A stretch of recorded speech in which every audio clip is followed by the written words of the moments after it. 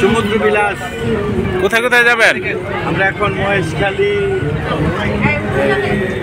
মহেশখালী নানান জায়গায় দিয়ে যাবে এবং আমাদেরকে ডিনার করাবে, লাঞ্চ করাবে।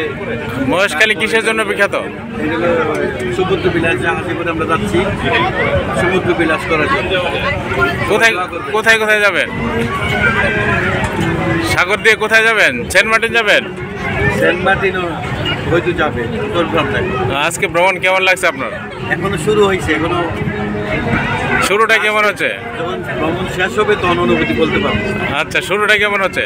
শুরুটা তো ভালো ছিল, ভালো রিসিভ করলো, তারপর আমাদের এই না ফুলের তুলা দিয়ে না বসাইলো।